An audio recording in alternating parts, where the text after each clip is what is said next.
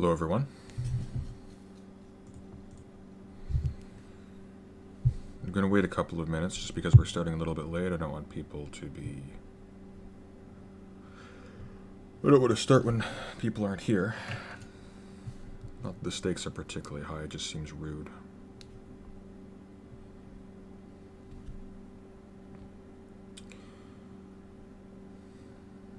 We'll start in about 3 minutes.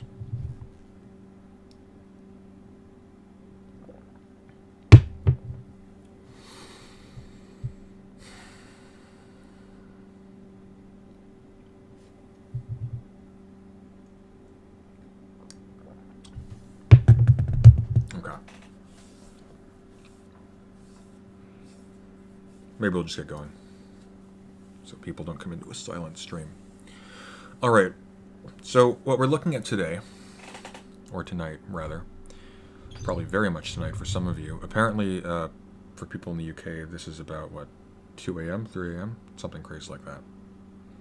We're looking at an ebook / blog, both in form and content, as we'll see a little bit, by Mencius Moldbug, aka Curtis Yarvin. And for those who aren't aware of him, or of who he is, first of all, it's very understandable. Not a lot of people are aware of him, whether in political theory or outside. Certainly outside is very unknown. But maybe by way of introduction, there would actually be some value in sort of explaining from the perspective of a person who doesn't have a particular interest in Moldbug, what I am aware of the person in terms of his sort of political theory, his influence, things like that. Just because I think an actual more in-depth biography of the person, or sort of situating him, would possibly be even more misleading, because his political presence isn't like that of a traditional political theorist. And there are strict reasons for that. But largely, he has some of the mystique of, and this is possibly a deliberate part of his aesthetic, he has some of sort of the broken indie internet themed ones, like that Pokemon game that sucks out your soul or something. I can't quite remember it.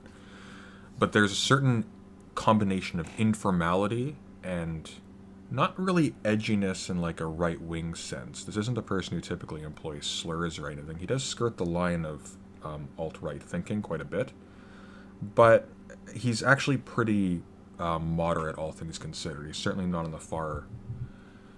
he's fringe in the sense that he has no uptake academically amongst the mainstream of theorists. Although, to be fair, neither do I. And political theory generally has been pushed out of... I mean political theory in the proper sense has been largely pushed out of the academy. You'll rarely encounter it in a serious way outside of political philosophy courses, or outside of philosophy courses, in fact.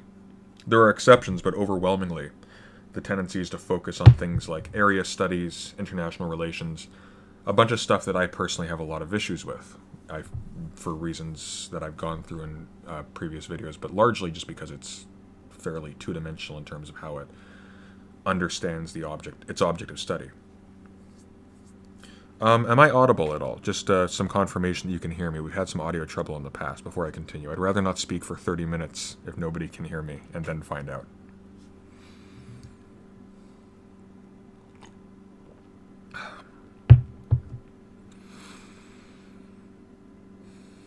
No one's complaining about me being too quiet. I'll take that to mean that you can hear me.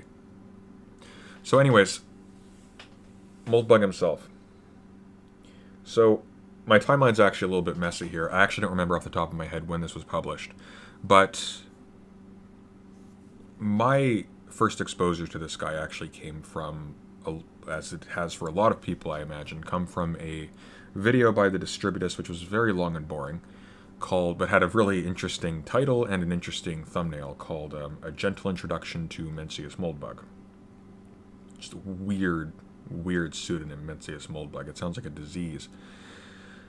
But in any case, it was a very strange, very basic in a lot of ways, but also almost deliberately weird.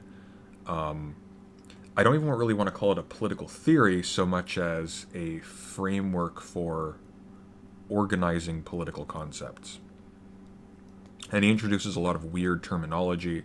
It has almost like a Scientology-like aesthetic to it. It's not that at all, but it's sort of got that kind of like, it's taking terms that have a use in a given field and using them in very ad hoc, not ad hoc, what's the word I'm looking for? Using them in a very unidiomatic way, so that it almost sounds like cult speak when people are talking about it. And you may have been noticing in a lot of sort of libertarian slash right-wing slash centrist, quote-unquote, like Sargon type stuff, videos and whatnot, referring to things like the cathedral, or maybe a little less often antinomian tendencies in the left or things like that.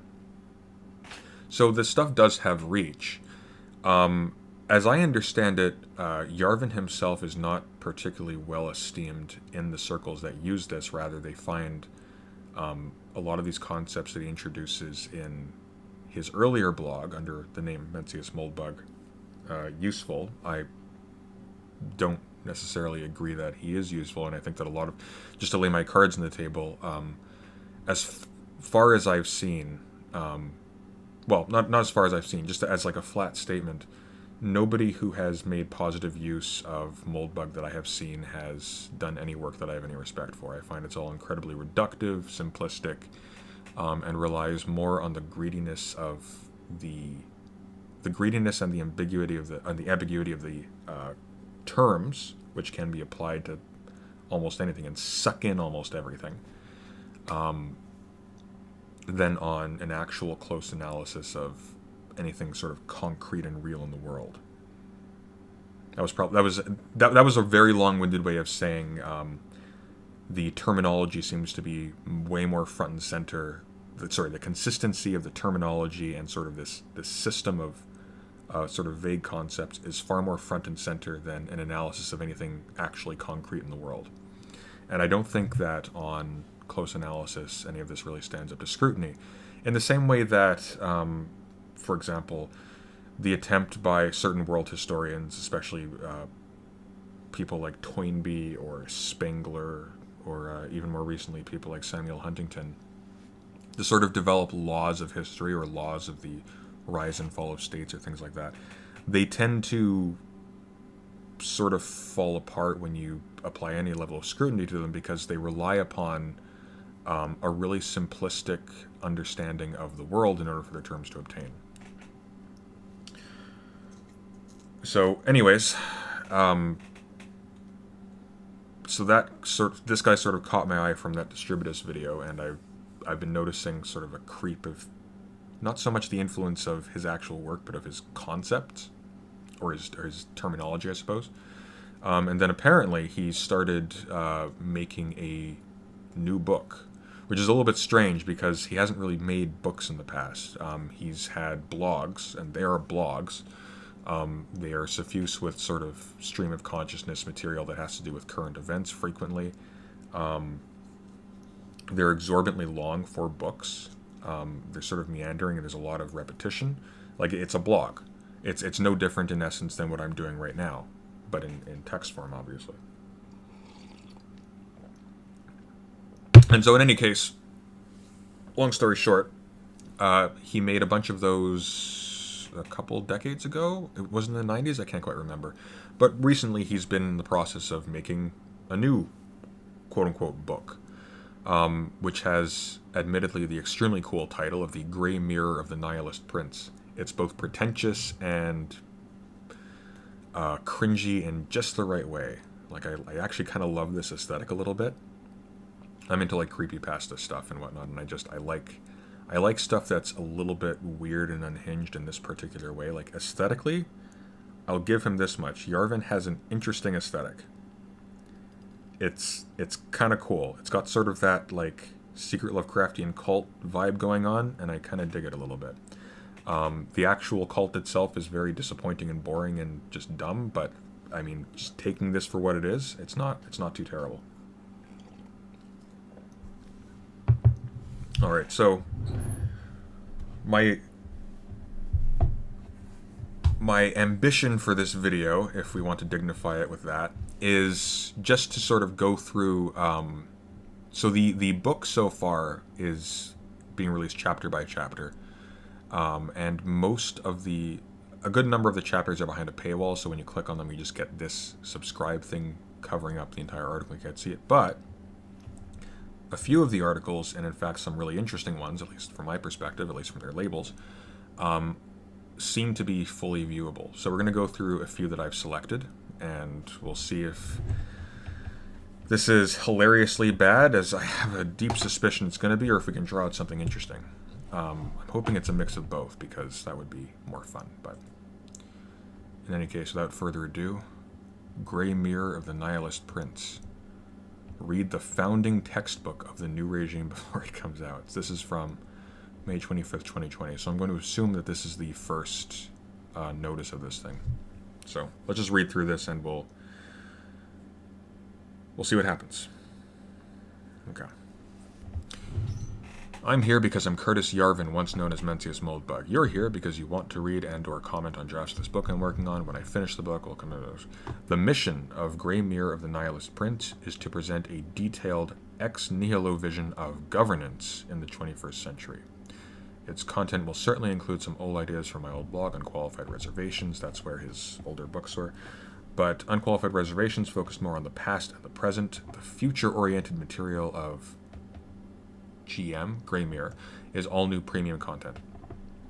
I'll post new fragments twice a month.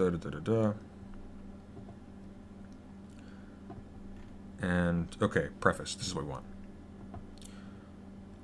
What is this stupid book anyway? Is it a YA novel? Am I the Nihilist Prince? Lol. It's gray because gray is neither red nor blue. Gray is all detail and no color. Impartial history. It's a movie shot in grayscale. Cyan era et studio, as Tacitus put it, without anger or passion. Any pedant can paint the past in gray. To desaturate the present demands a Tacitus, Orwell, or Thucydides. If we miss the bar, at least set the right bar. I don't think any of these people desaturated the present, so to speak, but there's something a little bit strange about this language in the first place. And I'm sure this is going to be borne out later, but you can sort of see some assumptions that are being brought to bear already. Impartiality without anger or passion. If you read Thucydides and you don't think there's anger or passion there, you haven't read Thucydides. Thucydides is seething at certain parties in Athens during the Peloponnesian War. He goes so far as to take sides. What are the names again? So there was a part of the Peloponnesian War in which he focuses on two leading statesmen from Lacedaemonia, or Sparta, and Athens. In the Spartan case, he talks about the Spartan Brasidas, who is an excellent negotiator, and he goes from city to city, building up an alliance that eventually poses a serious threat for Athens, even when Athens is on the ascendancy. And I think, if memory serves, his opposite is Cleon, who is a... it's not Creon. Creon's from... yeah, I think it's Cleon, because Creon's from the Sophocles plays. I think it's Cleon, yeah. Cleon is a warmongering demagogue, who's sort of portrayed... He's not portrayed in a flattering light, but he characterizes them as Cleon being the most Spartan of the Athenians, and Brasidas being the most Athenian of the Spartans.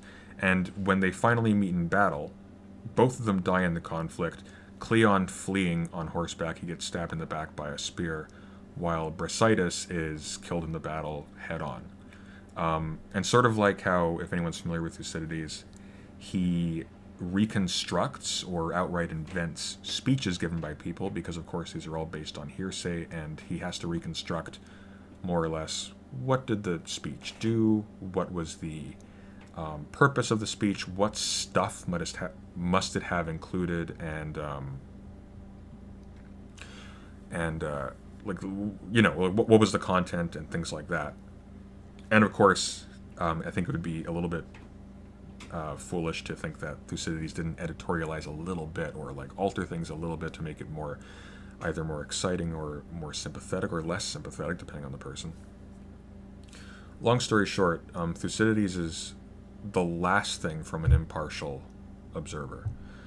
He attempts to make his book useful, but he's not desaturating the present. He is very much, first of all, talking about the past, and secondly, he is doing so for a moral as well as for a political, as well as for like a. There's no at the time Thucydides is writing, there is no discipline of history, properly speaking. The only other people who are writing books like him, I think the only ones that we have are, we have Xenophon's Hellenica, which is sort of it's kind of like a sequel to the Peloponnesian War, but it's also not. And then we have, of course, Herodotus, who was not trying to determine things like historical laws or like a guide to understanding future conflicts. He was just trying to understand the stories told by other people about their histories, about their past. Which is why, despite the fact that he starts off talking about how he wants to figure out how the Persian War started, he ends up going all the way through Egypt and getting, like, just painting this massively broad panorama of how all of these different societies functioned religiously, their geography, stuff that had nothing to do with the original mission that he set out. But I digress. Moving on. It's a mirror, referring to the great title of the thing, Grey Mirror, because it's a 21st century remake of a medieval genre called The Mirror for Princes. A Mirror for Princes was an operating manual for an absolute monarchy. Its author was almost never a prince, typically just some nerd. Well, not exactly. They were typically... like, the most famous one, of course, is Machiavelli's The Prince, and Machiavelli was an actual statesman, and a political theorist, and a political philosopher. So, it wasn't just some nerd. It was typically people who, first of all, had first-hand experience of politics. But anyways, these mirrors were the original public policy textbooks. While public policy is still studied today, it is studied in a different way. Policy is the art of the possible. I don't know what that means. Today's possible is relative to an amorphous network of influential stakeholders. Any new idea must first be measured for relevance by its proximity to this meta-institution. What? I have no idea what this is saying. The mirror's abstract prince had no one to please but himself and God. His policy could and must be absolute. I think policy is a little bit... I don't even know what he's saying here. What is a meta-institution? Anyways. It's nihilist because it's a plan for building ex nihilo from nothing. Okay, well, that's wrong. When you say something's something istic, that means that it has an orientation or a tendency towards a thing. So, for example, an Islamist isn't building from Islam. An Islamist is building toward making things Islamic or something like that. Or maybe a better example is, you get it. But in any case, it is good to build. It is often possible to build on top of existing architecture. It tends to be limiting. ... We can imagine installing cantilevered neon... I don't know what that means. Cantilevered neon clown ears on the Sears Tower. We could even do a lot to spruce up the interior. We cannot imagine remodeling it into St. Peter's or the Parthenon. And if we could, our first step would not involve building. Okay. If building is all we can do, Grey Mirror is irrelevant. So is anything else, really, but history tells an interesting story. Every regime thinks it is eternal, but none is. But there's a first time for everything.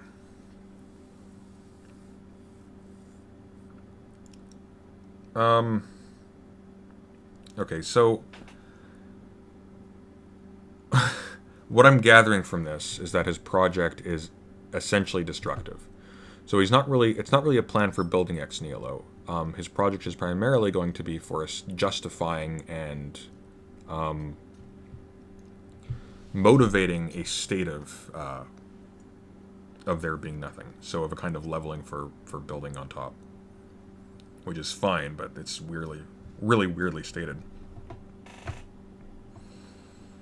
Fine in the abstract. I think there's problems with it, but we'll keep going. If history isn't over, there will be a next regime. And it will need a different kind of public policy manual. Here is the field of absolute policy, public policy unconstrained by present forces, as distinct from today's relative policy as physics from chemistry. as distinct from today's relative Okay, so is he building from ex nihilo? This is just really weirdly written. So if I'm charitable, well, I'm not even sure if this is being charitable. Like, what does it mean for something to be as distinct as physics from chemistry? Physics and chemistry, I mean, their fields are different, but they have an immense bearing on each other. Absolute public policy unconstrained by present forces. Okay. The mission of Grey Mirror is to establish and explore this new but old field. So hang on, is it a new but old field? Are we building ex nihilo or not? If history isn't over, there will be a next... Okay, so this is a question that occurs a lot in political theory. So how do you build an entirely new political philosophy going all the way back to Plato? How do you build a truly new form of community when existent communities and their influence and their history and the influence of their history already exist? And one of the answers is that through education you erase the history of the previous regime. So, for example, in Plato's Republic, this is of course a hypothetical, and it's not meant to be taken as actual political theory if you actually read the Republic carefully. But one example that's often been taken up is that you raise people on a myth that they are emergent from the ground specifically, things like that. Like the eternality of the state, or some, not the eternality of the state, but like that the present regime is emergent from something other than a previous regime. Or if you go to like Marx, if you read like the Brumaire of Napoleon Bonaparte, or not Napoleon Bonaparte, of Louis Bonaparte,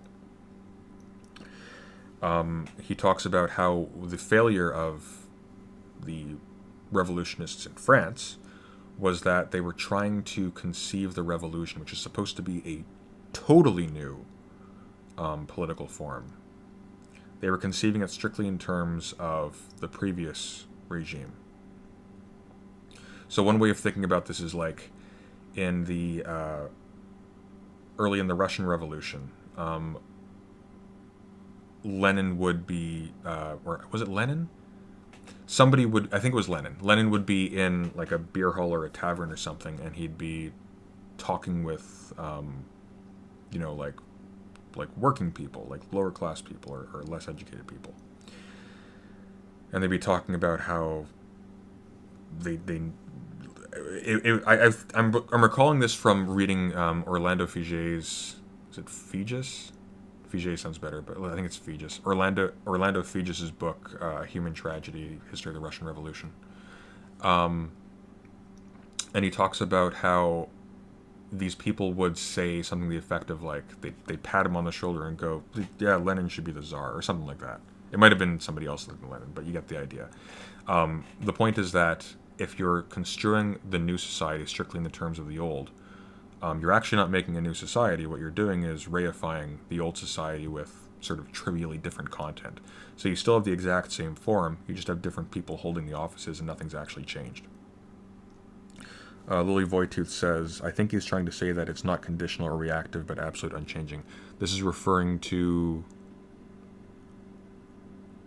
I don't know what that's referring to. I was talking for a bit, so that I might have missed the point, but we'll keep going.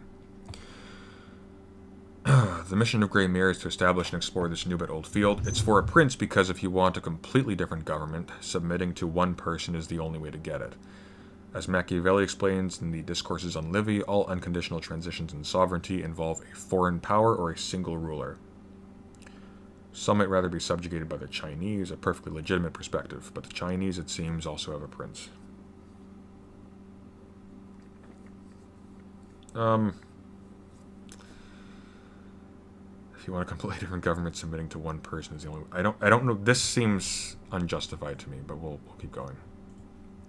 I can't speak to the comment here because a transition in sovereignty isn't a difference in government. So he's making a conflation here between sovereignty and government, which is understandable because a lot of people make the conflation. So for the record, by the way, I'm going to be super critical of this. Moldbug or Curtis Yarvin is not stupid. He's very wrong about a lot of stuff, but he's actually kind of wrong precisely because he's not stupid. He's actually quite clever, and he's actually a decent writer. This just seems incredibly lazy so far.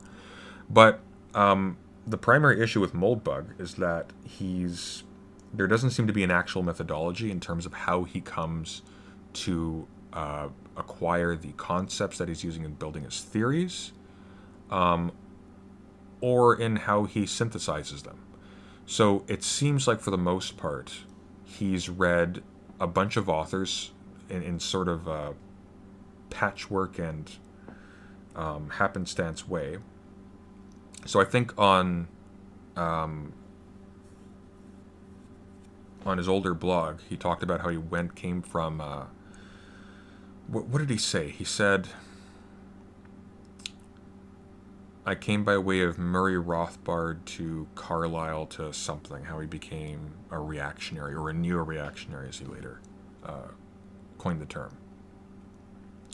But this guy's not dumb. What this guy is sort of self-taught, extraordinarily arrogant, and unsystematic, but very much not stupid. And he's touching on some really interesting things and dealing with them somewhat badly, but they're still interesting. And seeing as he has apparently a lot of money behind him, and a lot of people are increasingly picking up his stuff, I think it's worth going through. However, again, like, he's going to make little mistakes like this because he doesn't study political theory seriously. So if you want a completely different government, submitting to one person is the only way to get it. That's simply not true. As Machiavelli explains in the Discourses on Livy, all unconditional transitions in the sovereignty involve foreign power. Machiavelli doesn't actually have a concept of sovereignty. Things like that. So, in any case, focusing on the background or alignment of your new prince is a miscalculation. Caesar was a leader of the populares. Napoleon was a revolutionary general. Both became monarchs. Both as monarchs were monarchists. The prince's job, like it or not, the closest match is a startup. Like it or not, the closest match to a prince is a startup CEO. I disagree with that very strongly. Although, I believe that Peter Thiel, who's giving him a lot of money, would really much like this sentence here. The prince's job is so hard that almost anyone who can do it well can be trusted with it. That's not true. That's not true at all. Although, I mean, if you can do it well... No, that's just not true. From Rome to France to Rwanda, a monarch who emerges unchallenged from one side of a civic conflict does not enforce the civic dominance of his own side, but the civic unity of both sides. Emerges unchallenged from one side. Okay. If he did otherwise, he would be an idiot, which is statistically unlikely. Freezing the civic conflict, cold or hot, tends to be the biggest, quickest win of the whole transition. The only example of this that I can think of is France. I don't know what he's talking about with respect to Rome or Rwanda, but of course, in France, the king, Louis XIV, of course, said, "I am the state." And what he was doing was separating himself from the first and the... he was separating himself from both he was ingratiating himself to the third estate, or attempting to make himself more palatable by separating himself from the first estate, and thereby absolving himself of the bad blood between the new merchant class and the nobility. So in that particular case, there's a point. I don't think this is a rule, so it's a little bit strange. And if he does not enforce the civic dominance of his own side, that doesn't necessarily mean... He wouldn't be an idiot if he enforced the civic dominance of one side. It may be that one side just has a very easy time imposing its dominance. So, for example, in the case where you're dealing with a rising third estate, then it might make sense, especially if the class out of which you come is extremely... is becoming odious or weak. Then you would be stupid to try to assert the dominance of that side, because it'd be a losing battle. It'd be a very difficult to defend situation to be setting up for yourself. However, if, for instance, you have a very strong ideological hold on a population of like Orwellian proles who have no political or class consciousness and no capacity to organize or communicate with each other,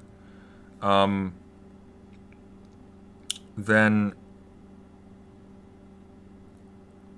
actually enforcing the civic dominance of your own side might actually make a lot of sense. It might actually be more conducive to a healthy society, perversely enough, simply because the other one is incapable of is simply incapable of enforcing its dominance in a positive way, for whatever reason. I'm kind of talking out of my ass there, but the point is I don't see any reason for this to be a rule, so this is a little bit strange. But such a logic is hardly a complete solution to the problem of accountable monarchy. Even the perfect prince is a disorderly collection of cells, which may grow a brain tumor or something. Oh, I thought I was going to say which may grow a brain for a second. It's like, maybe. Which may grow a brain tumor or something. A regime is not one prince. A monarchy is a dynasty. Even a dynasty, hereditary or otherwise, is a republic. What? At least it has some constitution. A regime is not one prince. A monarchy is a dynasty. Even a dynasty, hereditary or otherwise, is a republic. This is just wrong. Okay, so if Clifford Bates were here, he'd be having an aneurysm. So, no, a regime is not one prince. Okay, so a regime, if we're being consistent with use of the term in political theory, a regime refers to the political form. So a monarchy may be one description of a regime. It depends what level of analysis, right? Because, for example, you could have a democracy that is also a regime. So it depends on if you consider a monarchy to be opposed to democracy or whatnot. Like, what is the metric for distinguishing between one regime and another? But regime is a category. It's what kind of form of politics do we have in the political community? It's like the soul of the political community, if you will. So this is why, for example, Plato's Republic, the Greek title is politeia, what we typically translate as constitution. When we're translating from Aristotle's Politics, we typically translate politeia as regime. And in the Republic of Plato, he's only talking, when he's talking about the Republic itself, the city, what he's doing, if you'll recall from the beginning of the book, if you've read it, is that he's trying to determine what is justice. And so he thinks that, or he reasons that it's easier to determine what is justice from the analysis of something sort of larger with more easily parsable pieces, like a city, than from an individual human being. So he blows up the human soul and finds analogous parts in politics and tries to determine justice from that. So you can really think of regime as the soul of a city or of a political community. There are problems with that in general, but insofar as you're talking about a regime, and you're not simply talking about a regime in the vulgar sense of this political party rules now, that's a good way to think about it. A regime is never one prince, and a monarchy is not always a dynasty, and a dynasty, hereditary or otherwise, is not the definition of a republic, and is certainly not always a republic. So, for example, the hereditary dynasty of the Persian emperors was not a republic. That's a really silly thing to say. At least it has some constitution, quote unquote. I mean, maybe, whatever that means, because again, regime literally means constitution in use in political theory. So to say a regime has a constitution is a little bit strange.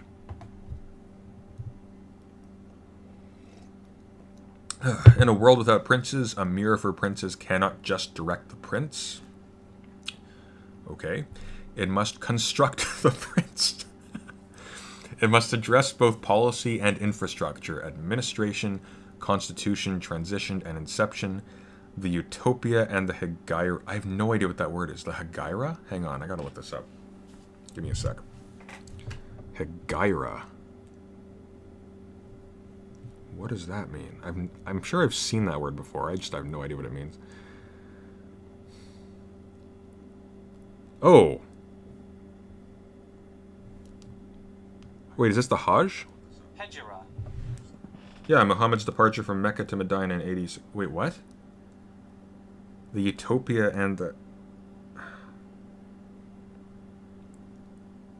So, okay. So, the Hegira refers to Muhammad's departure. I should know this. I've taken classes on Muslim history. Muhammad's departure from Mecca to Medina in AD 622, prompted by the opposition of the merchants of Mecca and marking the consolidation of the first Muslim community. Okay. Okay, so he's using... Okay, I see. I see what he's doing. So he's using that as like a weird, obtuse synonym for like founding or something like that. For someone who says lol at the beginning of his essay, that's a weird word to use. Okay.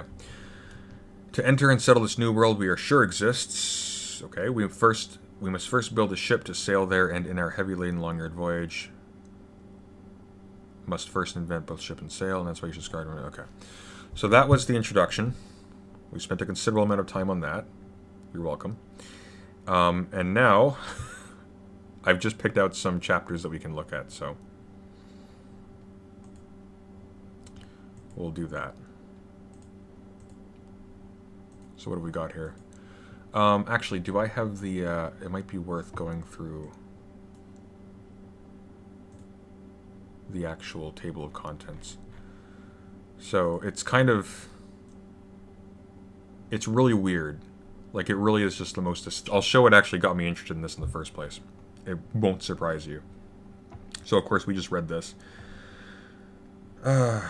General theory of collaboration, the inaction imperative, political detachment might seem so sociopathic. It isn't. Positive cases are vain and unaccountable. Negative cases are frivolous and doomed.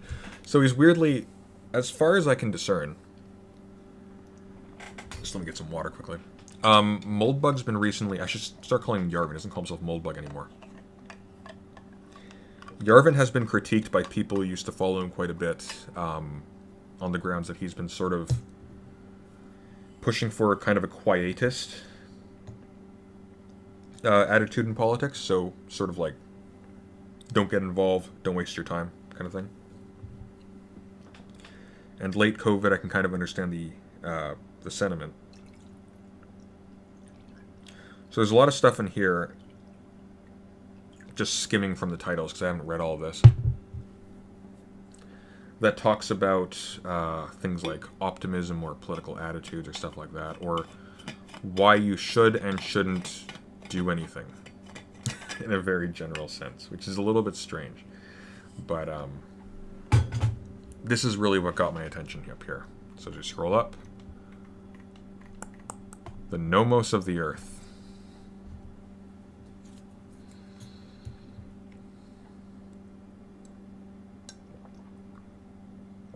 So, I think that's what we're going to start with. Because that, to me, is the most interesting thing here. Because this is actually something concrete. We're going to see him actually...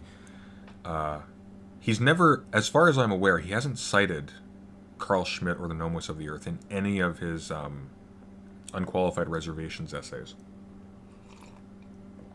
Which means he's read this recently. And he's read this recently at a time when it seems like in all of the right-wing channels that I'm aware of, Schmitt has been sort of doing the rounds.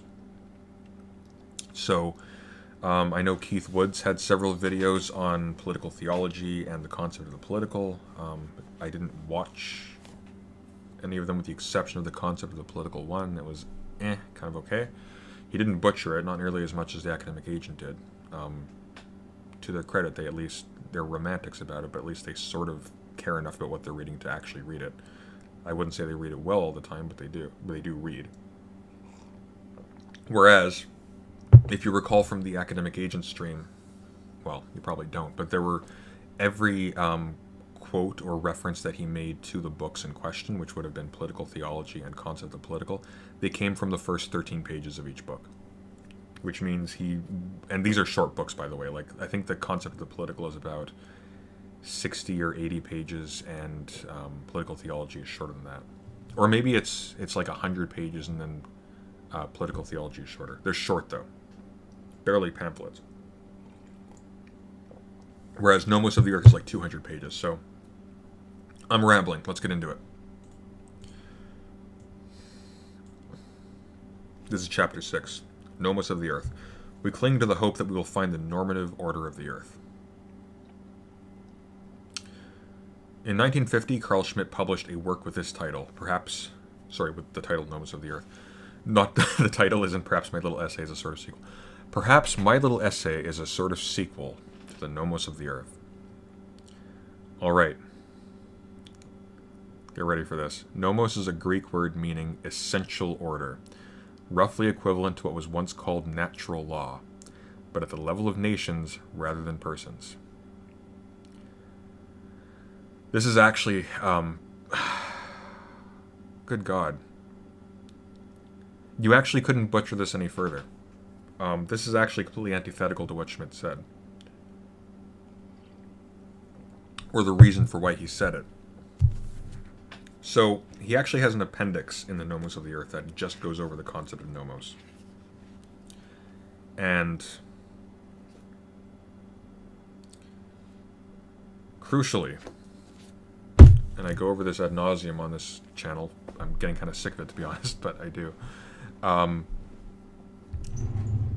Nomos implies an act of nemin, which refers to literally carving out a plot of land.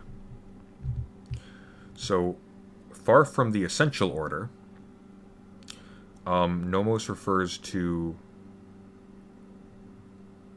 a contingent set of divisions from which an order can be derived.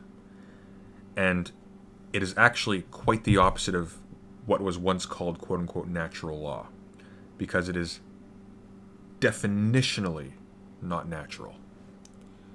And furthermore, Schmidt himself is actually critical of using law as a metaphor for consistencies or principles in nature, for the same reason, because we derive the concept of law from a humanly established convention. Now, nonetheless, a nomos is a concrete order, so it may not be natural, but it very much has an actuality to it. And so, crucially, establishing a nomos of the earth means to establish a concrete order in the earth. On the earth, I should say. And so he conjectures that America could fulfill this role because of its immense economic and military power. Previously, there was... So the actual subtitle of the Nomos of the Earth, I don't know if this is actually present in the German title originally, because the German title is a lot shorter. But the Telos Press edition is the Nomos of the Earth in the International Law of the Jus Publicum Europaeum. And what he's referring to is an older Nomos of the Earth, an older concrete reality, established by, and I'm going to butcher this a little bit, but you'll get the general essence of what he's saying. The older Nomos of the Earth was a situation in which the European states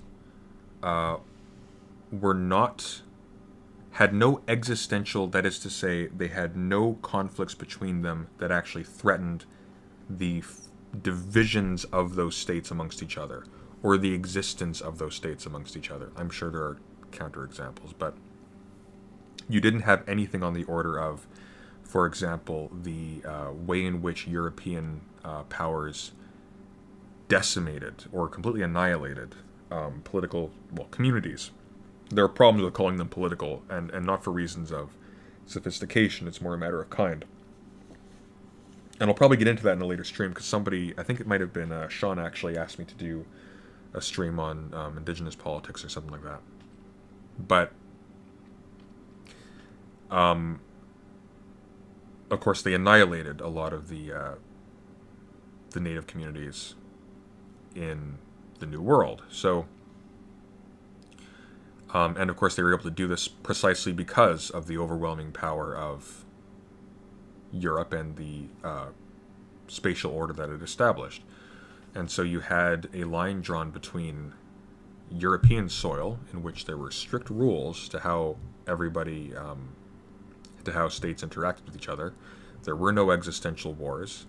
You could have things like conventions of war, things like that. Whereas beyond the line, in the New World or on the sea, no rule applied. And so not only was were there no conventions of war, there wasn't even a convention of, there weren't even really conventions of morality with respect to how they treated communities in these other places. Now, they didn't always treat them horribly. In fact, a lot of what we call today human rights doctrine largely emerges from the attempts by especially theologians, people like Vittoria and Las Casas, people like that, to criticize. Sorry, not the attempts to criticize, but their criticisms of the treatment of the natives by people like the conquistadors and whatnot, on the grounds that this was entirely antithetical to, first of all, Christian teaching, and secondly, morality.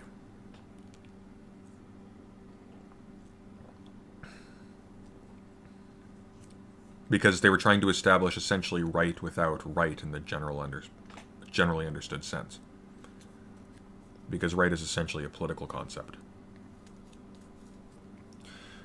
But enough of that. Let's get into the rest of this travesty. Anyways, the point is, nomos is not a Greek word meaning essential order. First of all, because there are Greek words for essential order, and these aren't them.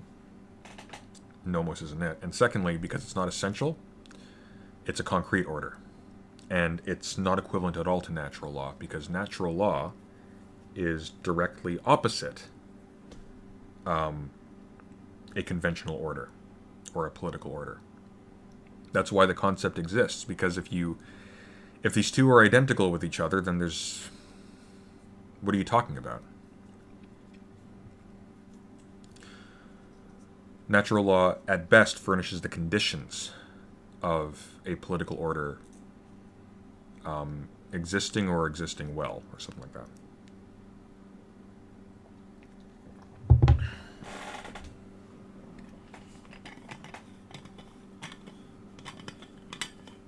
Just getting some more water.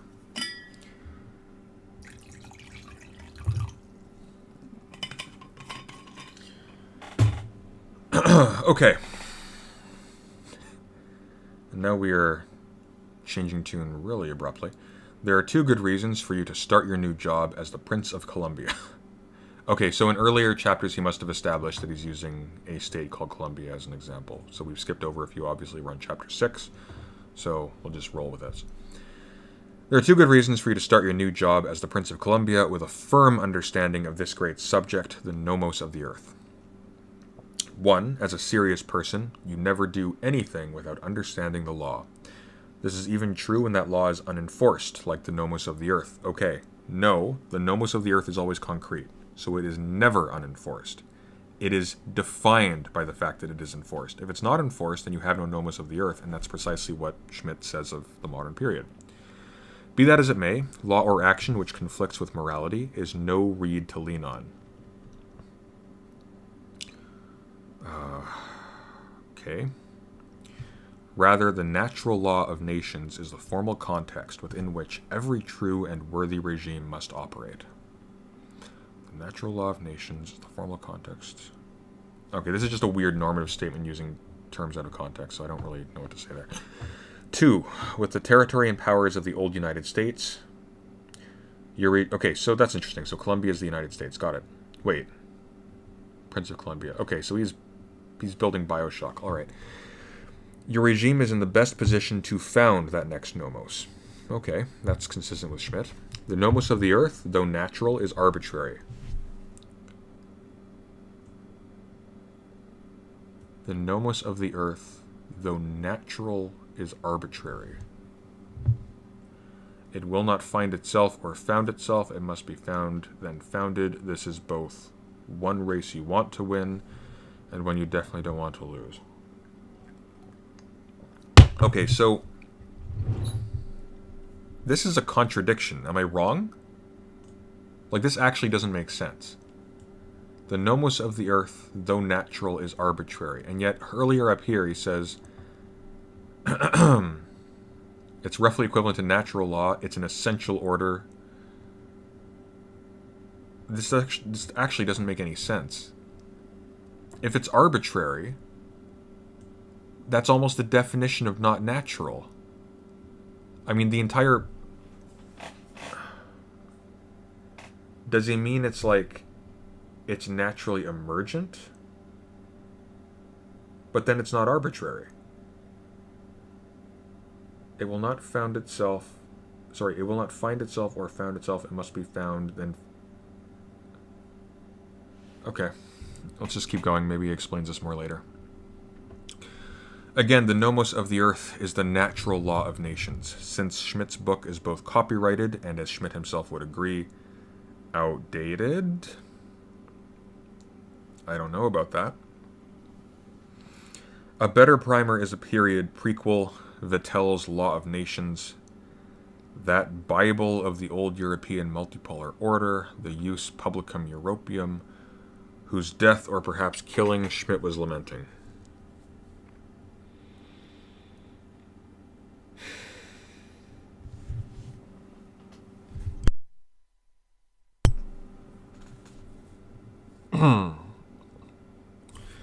Vattel was the primary reference text of America's own founding statesman. I have no idea if that's true. Vattel's subtitle is Principles of the Law of Nature Applied to the Conduct and Affairs of Nations and Sovereigns. Few today read this once standard reference, since the international law of Vattel and his many predecessors, whom he only summarizes, is no longer operational. Nor is there any way to restore this classical international law, even though the modern international law that displaced it pretends to be the original because the details of Vattel are specific to a pre-industrial world that no longer exists. Yet reading Vattel remains a good exercise, especially for an American or a European, because it shows you the difference between a true multipolar order and the unipolar order that replaced it, but still with history's usual chutzpah, pretends to be it.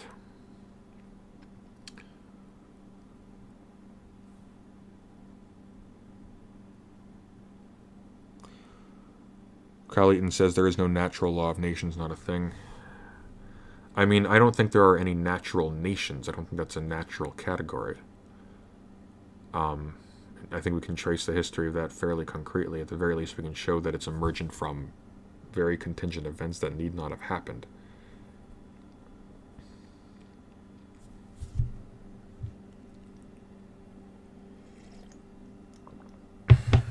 Okay. Anyone who reads Vattel in our century can see that his law died long ago, because of how thoroughly and systematically it has long been broken. For example, Vattel writes, quote, a people which places itself under the dominion of another is no longer a state, and can no longer avail itself directly of the law of nations. Such were the nations and kingdoms which the Romans rendered subject to their empire. The generality even of those whom they honored with the name of friends and allies no longer formed real states. Within themselves they were governed by their own laws and magistrates, but without they were in everything obliged to follow the orders of Rome. They dared not of themselves either to make war or contract alliances.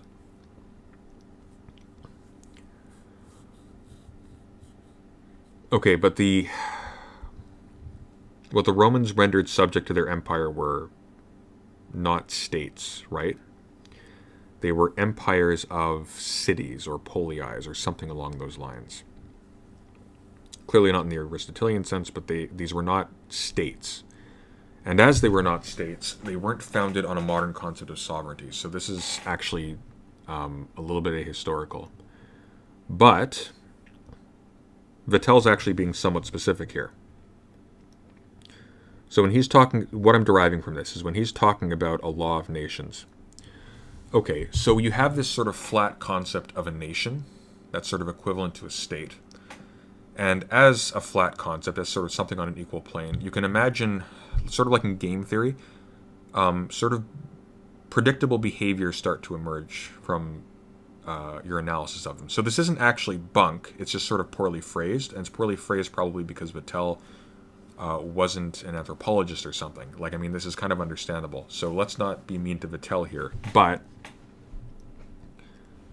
I'm just reading more of this. This description, obviously applies just as well to both Soviet and American allies. We shall return to Vattel's acid test for sovereignty under classical international law, the jus ad bellum, the sovereign right to make war. Conflation here between different political forms at play. So again, this is a mistake, and the historical example doesn't run. So that's the primary issue with the Vattel quote. However, again, like if you accept, for argument's sake, a what's the word I'm looking for? What would that be, like a homopolar? That's funny, a homopolar, globo homo, a homopolar system in which states are all of the same kind and have some element in common, such that they can all be. Sorry, let me rephrase that. In which the only relevant center of power to an analysis, the only relevant loci of power are all of the same kind. So maybe they're all territorial states. Okay, then you can start deriving rules of, or then you can start making sort of predictions that can take the form of rules about their behavior, based on the fact that each has the same limited number of things that it can do. So again, like game theory. So you run into things like the prisoner's dilemma, stuff like that.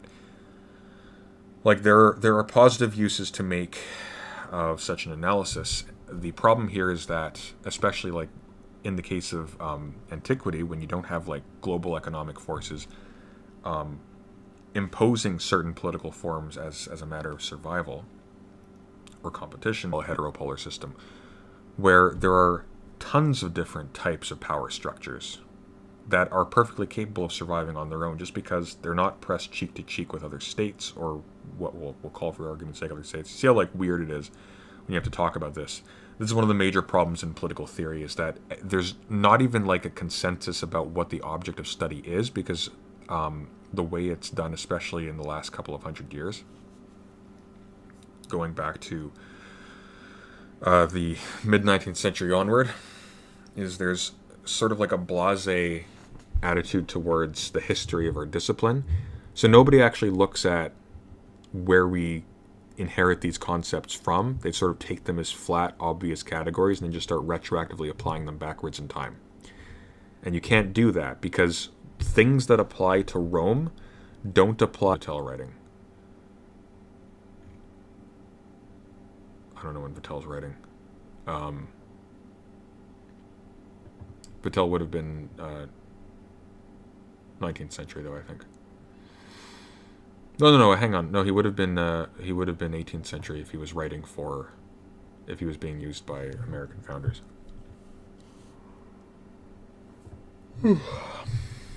The heart of modern international law is the right of the international community, which just happens to be shaped rather like the 200-year-old Anglo-American Empire, to distinguish between ethical and unethical war, and to use the former to stop the latter. No, it's just and unjust war. Okay. Hang on. Okay, so actually that distinction doesn't matter. So, okay, we'll just keep going. I can feel my brain melting from this. If you want to annoy so ethical and unethical war, and use the former to stop the latter. Okay. If you want to annoy a diplomat, this is in brackets, ask him to explain the difference between global leadership and world domination. Smile at him the whole time as if you know exactly what he's saying. If your man somehow stammers to a finish without just tipping the table and lunging at you in a blind rage, try him next on democracy, which is good, but politics is bad. But why? Make sure there's some mace in your purse.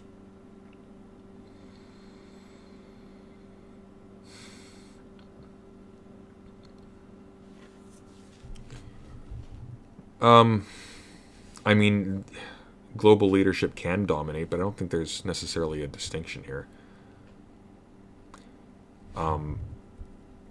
As Schmidt observes, this unipolar design is not just in conflict with the classical law, it is actually a resurrection of the medieval law of nations with its concept of just war. Naturally, it was the Vatican which decided whether a war was just, and shifting this onus to the Truman Building only reflects Washington's role as the Fourth Rome. Compare this resurrected and hilariously self-serving neo-medieval Anglo-American just war theory with the neutral and scientific enlightened perspective of Vattel. The 18th century sees right through the 20th, Every nation, in fact, maintains that she has justice on her side in every dispute that happens to arise, and it does not belong to either of the parties interested, or to other nations, to pronounce a judgment on the contested question. The party who is in the wrong is guilty of a crime against her own conscience, but as there exists a possibility that she may perhaps have justice on her side, we cannot accuse her of violating the laws of society. Or as Francis Bacon put it earlier and more theologically, wars are no massacres and confusions, but they are the highest trial of right, when princes and states that acknowledge no superior on earth shall put themselves upon the justice of God for the deciding of their controversies by such success as it shall please him to give to either side. Well, God apparently decided that he didn't like the Nazis. God, as Bismarck observed, always had a soft spot for the United States. Schmidt did work for Hitler for a while, though it didn't really work out. Schmidt did not have a soft spot for the United States. He also didn't have a soft spot for Hitler, by the way.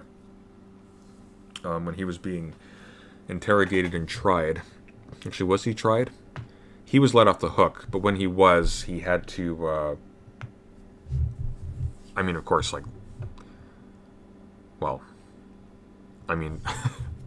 I guess when the alternative is hanging, you can't really be taken at your word. But he never actually had a very powerful reception by the Nazi Party. He was respected by a few people who protected him. I can't remember if it was Goering or not. But he himself wasn't... He himself would not have had much love for the Nazi administration.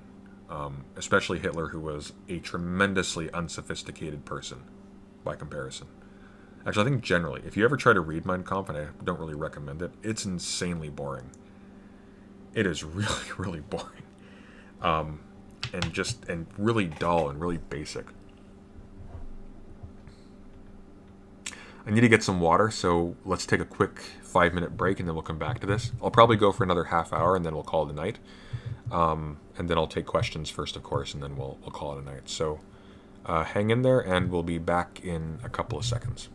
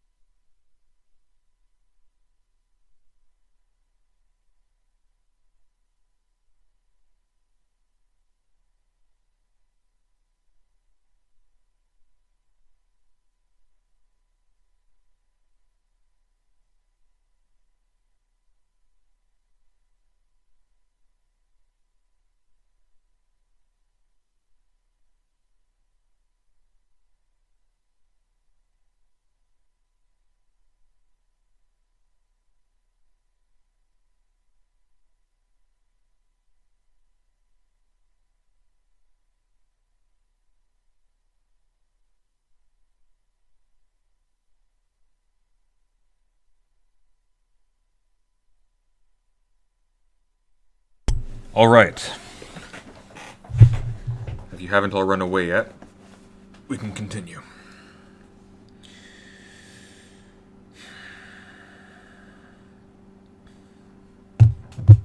Oh, and by the way, guys, if anybody wants to ask questions, of course I do accept super chats, but if you want your question answered for free, I will answer that as well. Just make sure that you put an asterisk somewhere on your question, so when I'm scrolling through the chat, I can find it. Yeah, so we'll go for a little bit more, and then we'll end with some questions. Maybe I'll come back to this at some point, just because it's so long. And it's kind of fun to go through, because there's so much that's wrong here. But it's wrong in an interesting way. It's like the academic agent. His stuff is so bad, but it sort of follows interesting stuff. So you can talk about that interesting stuff in the process of going through it. So it's still fun. It's just kind of makes you want to scratch your eyes out as well. The next, multipolar nomos.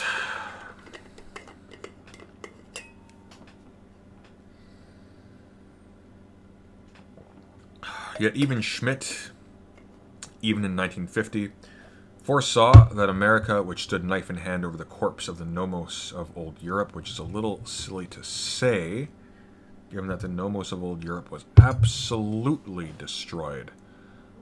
First by the French Revolution, and next by the World War preceding the Second World War. I mean, no, this is wrong. The nomos of the old... Yeah, America did not kill the nomos of the old Europe, unless you want to refer to, like, the... Unless you're not referring to America the state, but America the territory. I mean, the revolution in the colonies of America absolutely played a role in the French Revolution. But, no, wrong. Nomos of the old Europe, which well deserved its fate, since all nations are Cain and none is Abel. That's a little strange to say, since literally all nations are Abel, and Cain is a wandering hunter-gatherer. History being, in Meister's words, a vast bloody altar, would in the next century be granted the sacred duty of carving from the repugnant hypocritical carcass of its own 20th century empire the next nomos of the earth.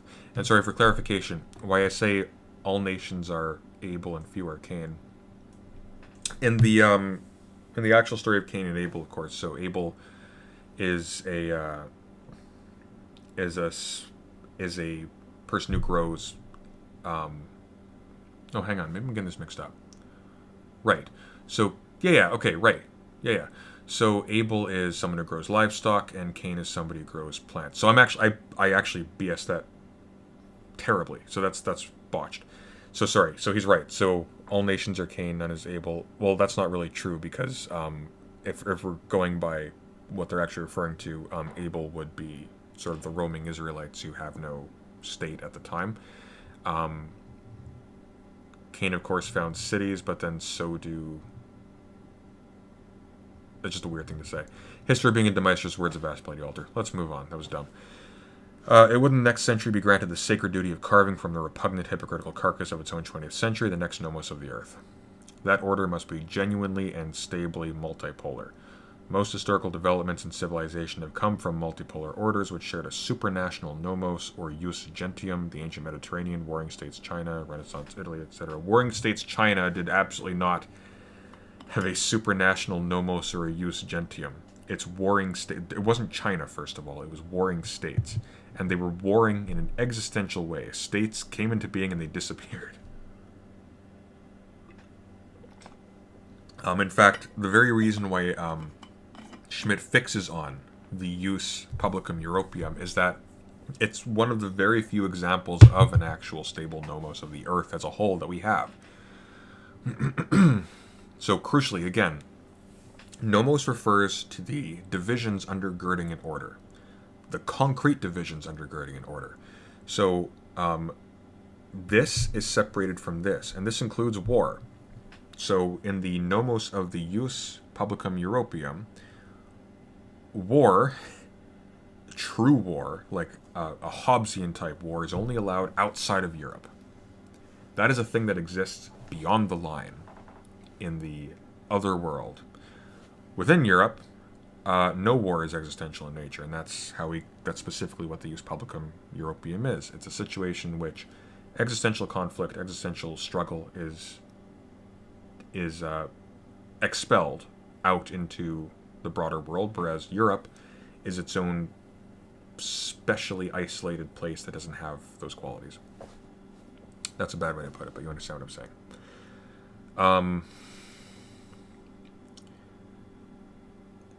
Yeah, no, the ancient Mediterranean isn't one of these. The ancient Mediterranean had, like, again, like, if you're talking about a situation with multiple states in which states are being dissolved or annihilated, like, that's entirely not a supranational, that's not a nomos at all. The whole point is that a nomos is concrete. If the lines are being dissolved, then the nomos is definitionally not concrete. Which is to say there's no nomos anymore. It's in Moldbug's terminology, antinomian. The ancient Mediterranean had city-states being destroyed all the time. Warring states, China had states being destroyed all the time, using states in a very loose sense. So did Renaissance. I don't know if Renaissance Italy did they? I think they did. No, I don't think they did. I think they didn't raise their cities to the ground, did they? I don't think so. The evidence for this pattern of success is so strong that we need not even explain its mechanism. I'm continuing to read now. It may be related to the reasons why competitive markets produce more effective organizations than monopolistic markets. In the multipolar world, each pole is competing with the others and under tension to perform.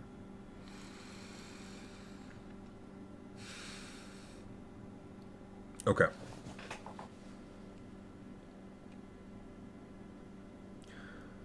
So this is kind of interesting. So I'm reading somebody called Paul Virilio right now. He's got a book called Speed and Politics. And what he's arguing so far, and I'm finding it rather compelling, is that in the last couple hundred years, I think that's about right, politics has become, I'm going to botch this because it's my first encounter with this guy, but I'm going through him. Politics has been, or government has been, equivocated with traffic control. So with leading processes of movement or of guiding movement in positive ways, let's say. As soon as you are trying to justify a political order or a political founding or something on the evidence of a pattern of success, what you are doing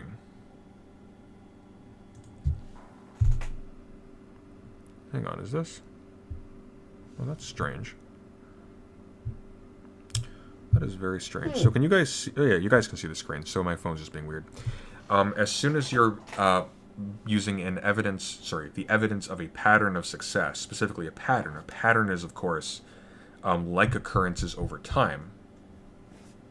Then you're no longer really talking about founding a state in a political, or founding an order politically. You're talking about,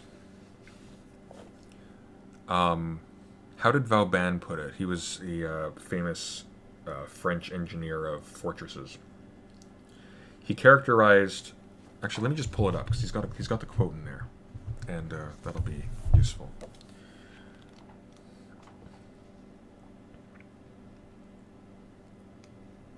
Here we go. Right, okay.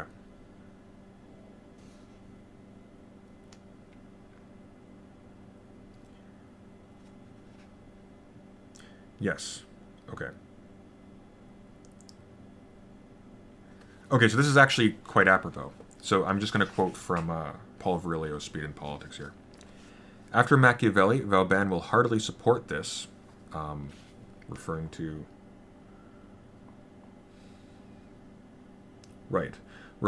the use of a fortified enclosure, like in the sense of a castle, to create an artificial field, making this field a stage on which physical and psychological constraints can be imposed. To return to the quote I was going to make, after Machiavelli, Vauban will heartily support this means of, quote-unquote, avoiding carnage and of breaking up the enemy simply by constructing a topological universe made up of a totality of mechanisms, this is the crucial point, able to receive a defined form of energy, in this case that of the mobile mass of assailants, to transform it, and finally to return it in a more appropriate form. So what Moldbug or Yarvin is talking about here when you're referring to a process of success or a pattern of success, is he's sort of treating political sort of constitution making in that same way. So in the sense that you have these existent energies, and you need to arrange things such that they, when they push in, they are formed by that that order into something that can be managed, or into the kind of thing that you want to be managing, if that makes sense.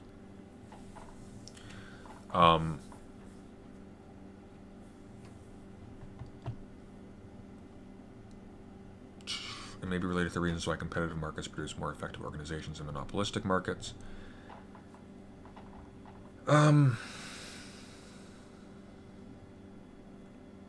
Yeah, well,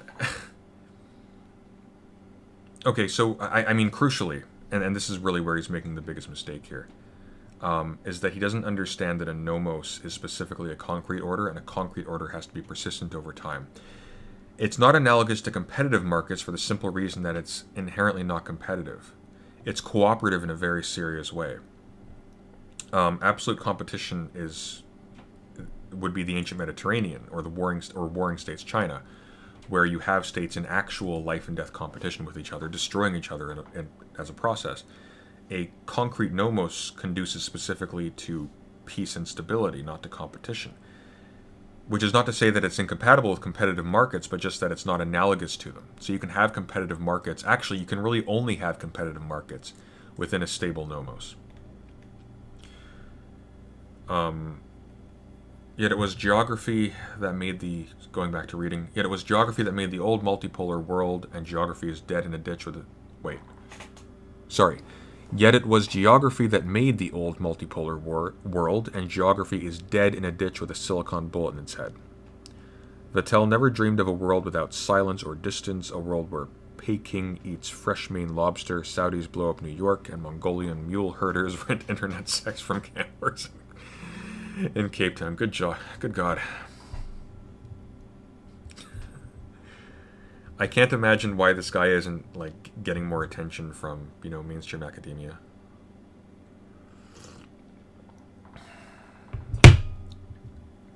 Sorry, that was my mug I dropped on top of my scalp massaging thing. Nature is reality, so technology is part of nature. Oh, God. Okay, so I'm at a bit of a... I'm a little bit bewildered as to whether I should fixate on statements like this, nature is reality, so technology is a part of nature, which is just insane, or whether I should be just strictly focusing on the political philosophy here, because the political philosophy seems to follow from weird statements like this. Like, nature is reality, so technology is a part of nature. I mean, I guess nature is a part of reality, but what does that even mean? Nature is reality. Like, stuff is reality? Is reality stuff? Technology is part of nature. I mean, no, technology is not part of nature. It's fabricated by intelligent beings that specifically are making forms that don't occur in nature. I mean, it's made of natural components ultimately, but that's literally just to say it's made of stuff. So what is this? And furthermore, if nature is reality, what's the point of distinguishing between reality and unreality? If everything's, like, you see the problem here? It's just such a massive conceptual confusion. But then we continue. The natural law is the law of reality, which includes technology. So let's reverse this for a second, just to get an idea of how ridiculous this is.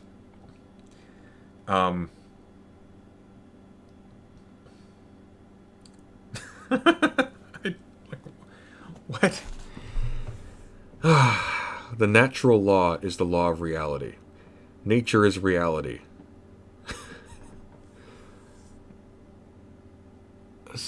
Okay.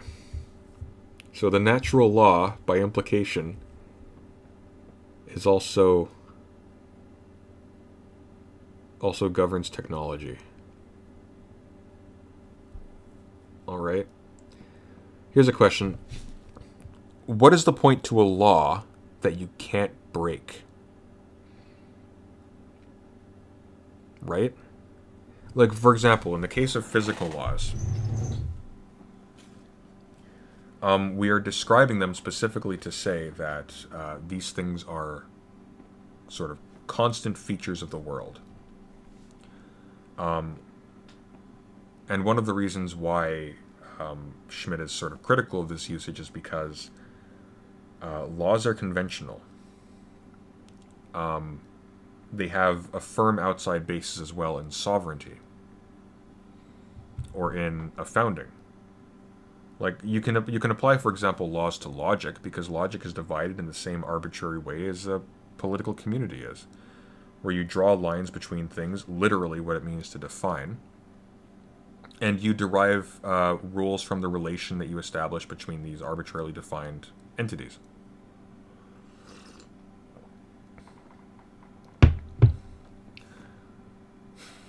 When he says the natural law is the law of reality, man,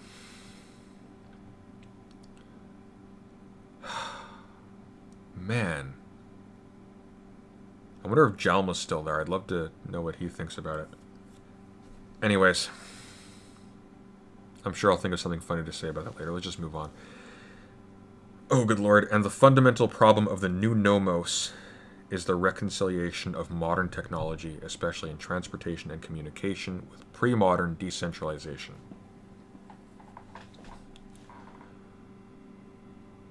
I don't know what this means.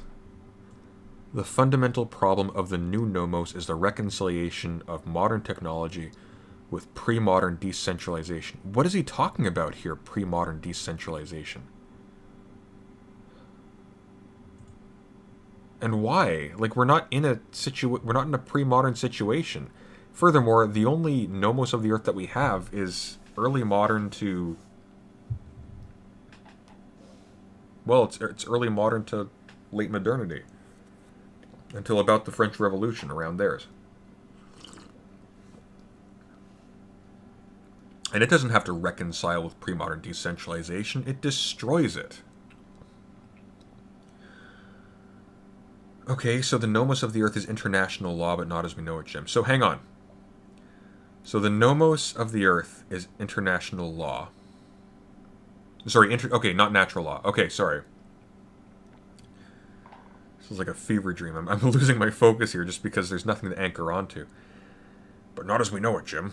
The international law of the 20th century, though it claims its legitimacy as the historical era of classical European diplomacy, is an impostor. Dun, dun, dun, dun, dun. It would horrify Vattel. It is a false nomos, a unipolar order demanding the respect due only to multipolar orders. What? The international law of the 20th century, though it claims legitimacy of the historical era of classical European diplomacy, is an impostor. A unipolar order. No. No, whether or not a nomos obtains, assuming we want to even apply that term, doesn't have anything to do with whether it's a unipolar or a multipolar order.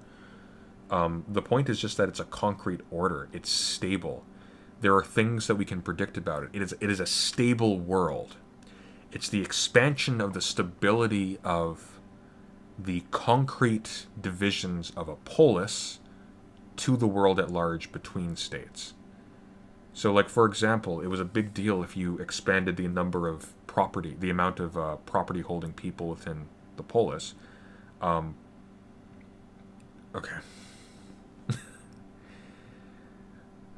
Am I making sense? Like, this... Are people understanding why this is a problem? So... Okay. I'm going to finish this sentence, or I'm going to... How much more do we have here? Okay, not a lot. So I'm going to finish this article, and I'm going to try to figure out what the mistake is that he's making. Like, what is the fundamental error here? I have a suspicion the fundamental error is that he read the nomos of the earth really quickly, and Schmidt is really, really dense and dry. if anyone's ever tried to read him. Like, he can be painful. He's interesting in the sense that what he's dealing with is really interesting, but his writing is not fun. There is no color in there.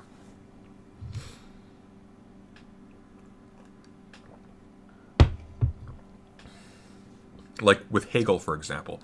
Much more difficult than Schmidt to understand, of course, but there's some beautiful sentences. I think there's an elegance to Schmidt's account. I don't think there's anything I would really regard as aesthetically pretty, except maybe those parts where he's quoting from Goethe or something.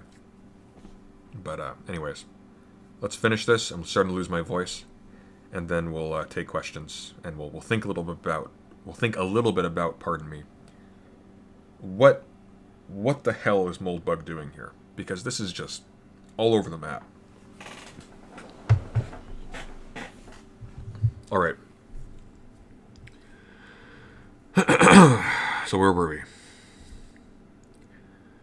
So the international law of the 20th century, though it claims its legitimacy as the historical era of classical European diplomacy, is an impostor. It would horrify Vattel. It is a false nomos, a unipolar order demanding the respect only due to multipolar orders, and oddly, this transition seems to involve being conquered by the other hemisphere. As if what happened was not just unimaginably noble, but also unimaginably sordid. I don't know what that means. Is he talking about being conquered by America? Is he talking about being conquered by the barbarian hordes in the global south? Like, what is he talking about here? Arguably, most of the world's chaos today is caused by the falsity of this unipolar order, whose center of gravity once was London and now is Washington.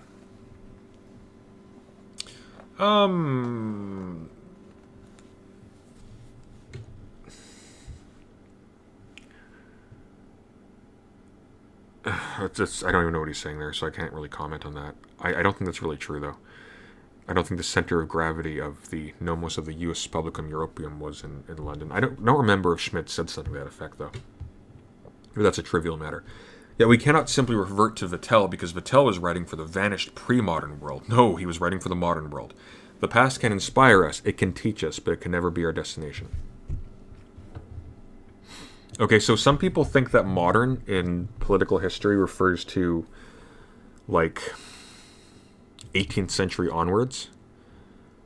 Modern is, it's of course ill-defined, but, like, for example, Machiavelli is considered a modern political philosopher.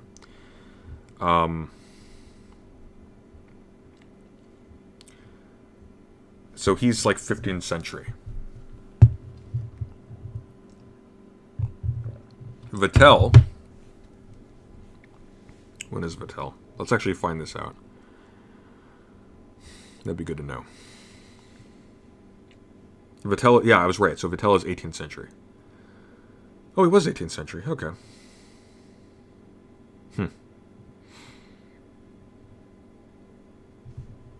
All right. Yeah, so Vattel is 18th century. So, why does this matter? Well, the distinction really comes in because we're talking about what Machiavelli called new modes and orders in some translations. So, going back to the concept of nomos, different concrete orders obtained in antiquity than obtained today. And they're not analogous. You can't apply the rules, you can't apply thinking about modern states to pre-modern forms of communities, because they don't have the same underlying structure. They don't have the same sort of physical existence. They're ontologically very different. So, for example, you can imagine, here's one. Aristotle considered the polis to be, or the politeia, I should say, to be a certain, to be identical with its citizens, and citizens, of course, being people who can hold offices. You would never identify the United States with the body of people who can hold offices in the United States. And in fact, citizenry has nothing to do with whether or not you can hold offices. It has to do with whether or not you can vote. There are people who are citizens in the U.S. who can't hold offices. There was that whole thing, for example, about like the birther people with respect to Obama, when Trump was like, I want to see his birth certificate. Well, what was the point of that? Well, because being a citizen of the United States did not definitionally give you the right to hold office. Right? So,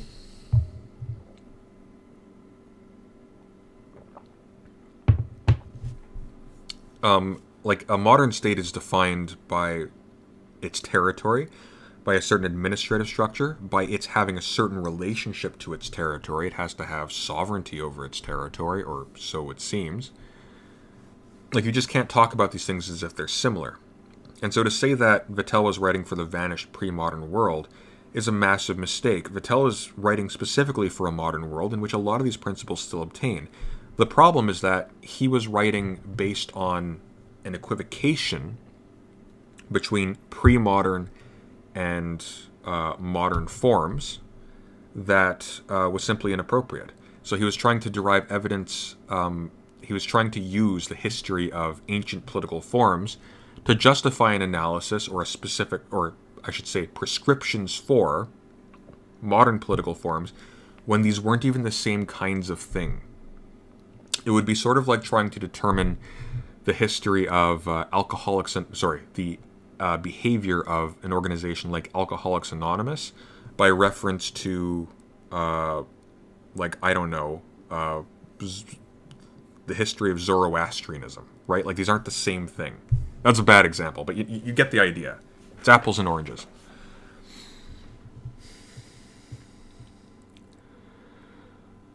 Yet we cannot simply revert to Vattel because Vattel is writing for the vanished pre-modern world. The past can inspire us, it can teach us, but it can never be our destination.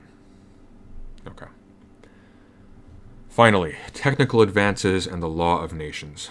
There are three major technical changes in the problem of applying the principles of nature to the conduct and affairs of nations and sovereigns in the 21st century.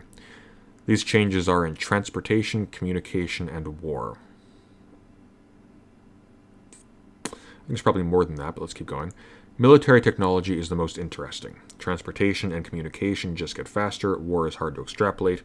It is not enough to design a new nomos for the early 21st century. A nomos is not a disposable product. It should still fit the late 21st, even the 22nd, and weapons are part of technology, which is part of nature. Oh my god. So, on the way to designing the new nomos of the Earth, already half an exercise in science fiction, we have no choice but to take a stab at imagining futuristic weaponry. Okay, this is cool at least. H.G. Wells mixed these genres too. His tanks, quote-unquote, aged better than his Stalin interview. I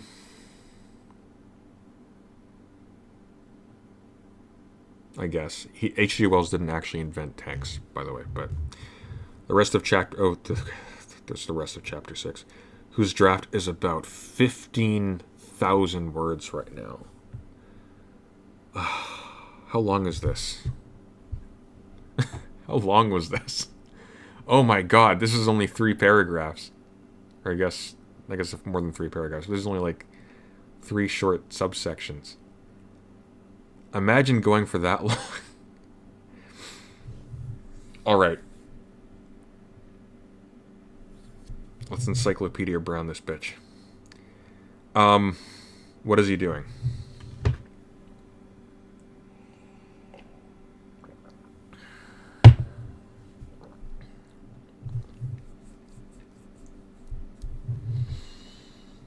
How is he what's the mistake he's making? Well, okay.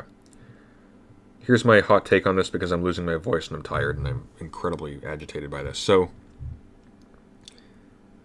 nomos of the Earth is an ontological category. That is to say, a nomos is an ontological category. It's talking about a concrete set of divisions upon which are built conventions. So it is a convention, of course, but it's a first convention. It's a first dividing of the world. And this can be in history. So, for example, in Rousseau, the first person to put up fences and say, this is mine. Or it can be a hypothetical. So it can be the written law presumes these divisions, these entities in the community that make up the community. As such, it is a concrete part of the world, such that you can talk about it as if it's an actual solid thing. And its concreteness is attributable directly to the fact that it persists over time. So the jus publicum Europium that Carl Schmitt talks about, the long peace in Europe, is a nomos, can be described as a nomos specifically because it was a situation of stability over a long period of time. You could talk about a specific structure in Europe and indeed in the world as it interacted with the rest of the world for a long point, for such a period of time. You could consider it a concrete feature of the world through its history. I think what Moldbug is doing is he is conflating nomos with, he's conflating nomos with something like politeia or regime. It's something that you establish by design. It's something that a sovereign establishes by design. And we have to be really careful here, because a sovereign does maintain the sort of bracketed space in which law can be developed, but the sovereign doesn't invent a nomos. The sovereign is that which is a custodian for the nomos, so it prevents the nomos from being dissolved or violated, as well as being emergent from the nomos, but it doesn't, for example, look at a place and just draw something out. That's something different. Whether or not a nomos applies here would have to do with whether or not it persists over time, whether or not the carved out divisions of that world have a long-term existence. And I think what he's talking about here is simply, how can we redesign the world? What's a nice way to just restart everything? And that's why early on he talks about, like, you have to destroy before you can create. I'm massively paraphrasing. But like in the introduction, he talks about, if we go back here,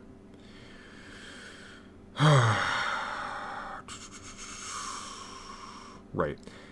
The Grey Mirror for Princes, which is the title of his book, is nihilist because it's a plan for building ex nihilo from nothing. So,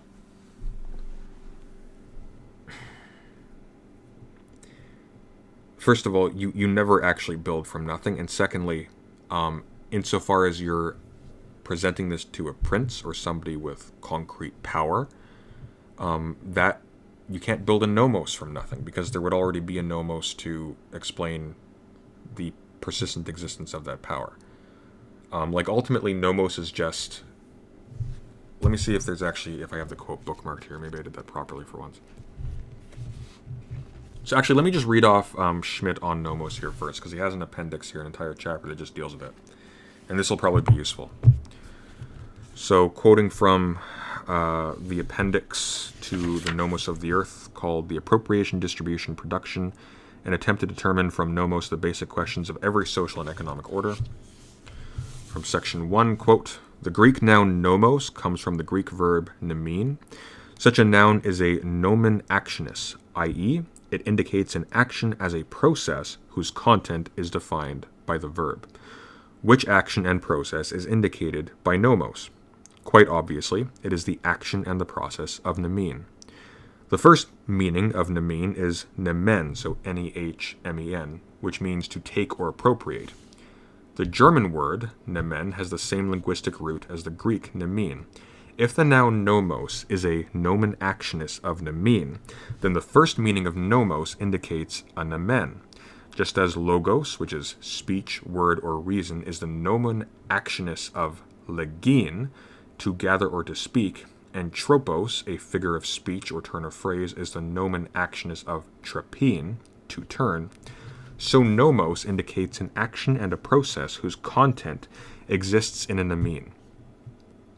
Just as there is a single linguistic relation between the Greek words legein and logos and the German words sprechen, to speak, and sprach, language, I'm butchering that, I'm sure, so there is a linguistic relation between the Greek words nemein and nomos and the German words nemen and name, or nam, I guess, because it's Greek, or German.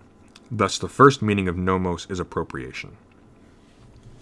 And you can think of it this way. So, what he's basically saying there is that the word nomos works basically like the word slice. So let's imagine that you have a pie.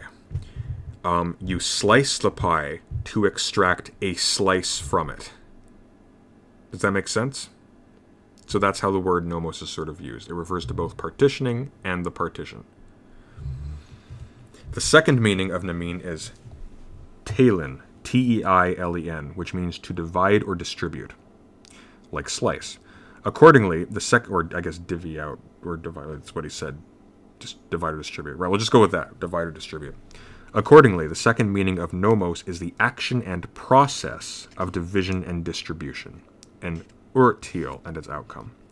The first meaning of nomos as appropriation has long been forgotten in jurisprudence. However, no prominent legal scholar has forgotten this second meaning.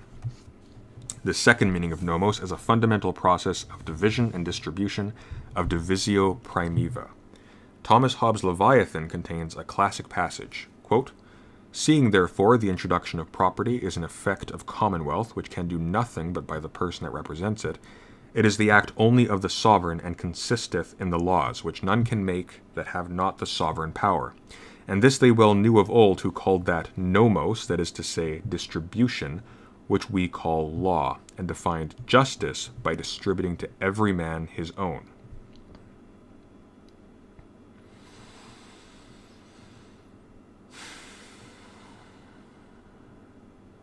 Yeah. Thus, law, understood in the sense of the antile, part or share that each gets, the sum cuique, belongs to the second meaning of nomos. Abstractly speaking, nomos is law and property, i.e., the part or share of goods. Concretely speaking, nomos is, for example, the chicken in every pot that every peasant living under a good king has on Sunday, the parcel of land every farmer cultivates as his property, and the car every American worker has parked in his garage. The third meaning of namin is weiden, literally pasturage. This is the productive work that normally occurs with ownership. The commutative right of buying and selling in the market presupposes ownership as well as production deriving from the primary division, divisio primiva.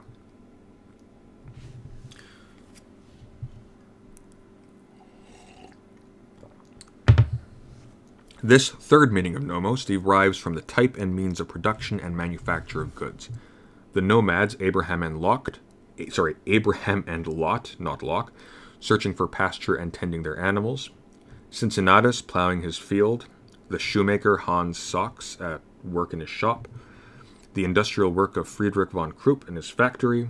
All of this is namin in the third sense of nomos, to pasture, to run a household, to use or to produce. So, by using nomos as like a kind of synonym for a regime, actually, I think this is a good way to differentiate it. So by referring to nomos as equivalent to, by using the word nomos as if it was equivalent to the word regime, which of course is the form of the political community within, the soul of it, if you will, Moldbug loses the ability to distinguish between the content of a political order and the constitution of a political order. And I mean constitution in the literal sense of what is it made of. So he's only able to conceive of nomos in terms of like, this is an order that we establish consciously as part of like a scheme, like a blueprint. But in actual fact, a nomos is simply any order that is concrete, which is why Carl Schmitt's examples here are all commonplace every day. These are things that there is a gravity towards. It's not just stable, it's also stabilizing, if that makes sense. Because of course, like as with law generally, the existence of a normal situation, if we go back to Carl Schmitt's political theology, the sovereign is able to decide what is a normal situation. The presence of a normal situation is what permits the ability of written law to be useful. Because if there's not a normal situation, then law loses its point of reference.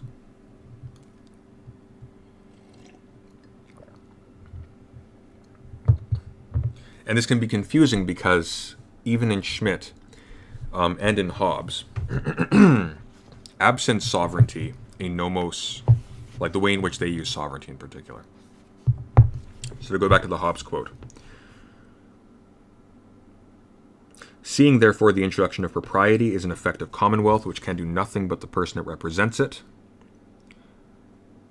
So propriety, so normalcy, is an effect of commonwealth. And this normally consists in laws, which none can make that have not the sovereign power. So, sorry, hang on. So the introduction of propriety is an effect of commonwealth. It is the act only of the sovereign. So, right. So here's the problem. A nomos is always from above down. So when Schmitt talks about, by above down, I mean like from the outside. Again, it's like an ontic category. When Schmitt talks about America being able to be sort of the anchoring point for a new nomos of the earth, he does not mean a state in America rules the world and that is the nomos. What he means is that the power of that state produces a nomos. The nomos doesn't belong to that state specifically. Rather, that state is simply the fixing point. Does that make sense? I've been going for quite a while and I'm starting to lose my voice. So what I'm thinking is I'm going to go through questions for about 15 minutes and then we'll call it a night. Does that sound fair?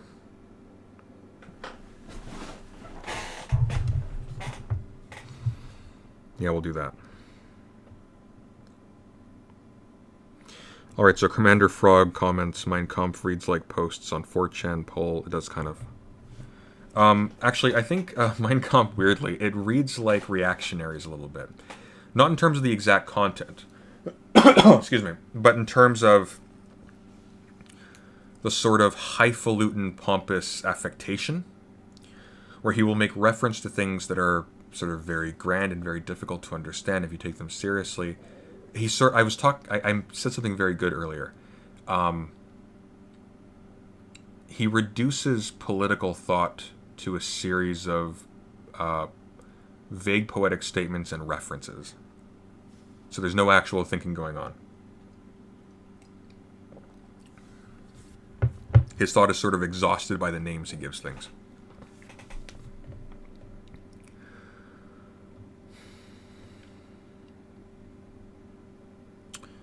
And remember, guys, if you have questions, put an asterisk next to them so I can see them.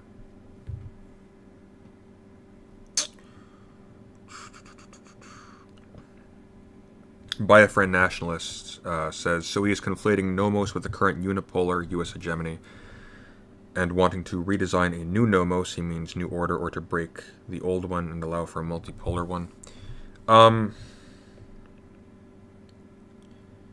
We want to be careful here because, like, a situation of unipolarity is not necessarily a unipolar order, right? So you can think of it this way. If you watch a fire, like a bonfire, the flames going up and down, there will be points at which a lick of flame in one part is higher than a lick of flame in another part. And you would never say that there is an order going on in the fire in which one flame is higher than the other. In fact, these are just instances in an endlessly variable situation. It's actually the opposite of order in a way. Now, you can, however, talk about order at a more like removed level, where you're talking about the behavior of the fire as a whole. And in that sense, there is, of course, a global order of some kind. But a nomos specifically is invoked, or the value of a nomos is specifically that it arrests the shifting of borders and the changing of the world structure, like the concrete divisions of the world. And Moldbug is absolutely right that technology plays a massive role here, but his conception of technology is absolutely bizarre. I mean, sure, in a vague sense, technology is built out of nature. Human beings are built out of nature. And so in a sense, it's made of natural stuff. But if you can't distinguish between nature and technology, then what's the point to either of these terms? Or what's the point of the term technology? Technology is definitionally non-natural. We only talk about technology as a category because it's a game changer across the board. It always changes the world. It's the most destabilizing thing. Nature, by contrast, is supposed to be consistent. That's why we study physics with math.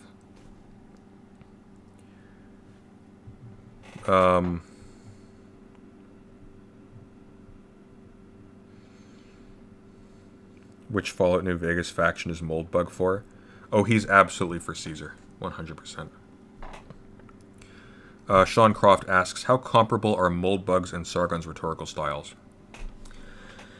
Moldbug is incredibly pretentious.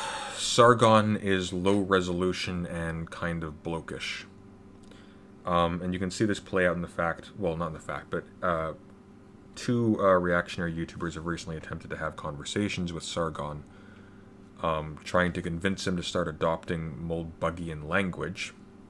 God knows why. Well, I guess it's because it's the only utility that his thought has is the language that he gives you. But I mean, I find his terms more obscuring than useful.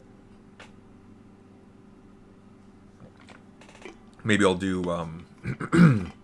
if I ever stream on this again, I'll do it on the, he has a chapter on the cathedral, which might be helpful. We can get a sense of the most famous term that he's known for. But no, they're not really the same at all. I mean, Sargon is to political theory what inspiring philosophy is to philosophy.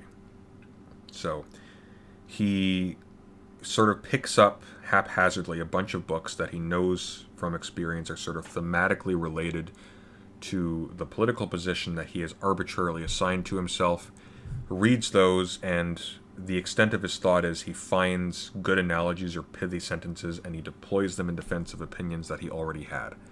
So I will give Moldbug credit here. This is scattered, this is a mess, it is bordering on incoherent. In fact, it is absolutely incoherent in several key points, and he doesn't understand the people he's reading, but god damn it, he is trying. He is actually thinking, and I actually kind of like him for that. Just a little bit. This is a disaster, but it's an interesting disaster, and I like that it's interesting because that academic agent one was just so freaking boring. But yeah, no, not even close. Sargon is infinitely more boring than Moldbug. This was actually fun. My throat's gone, but this was fun.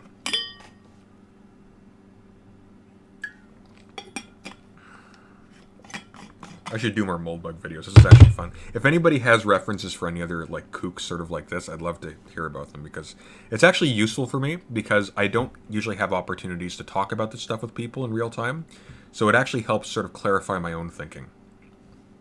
Especially during COVID, I haven't seen another academic in person in political science specifically in well over a year, and it's just ugh.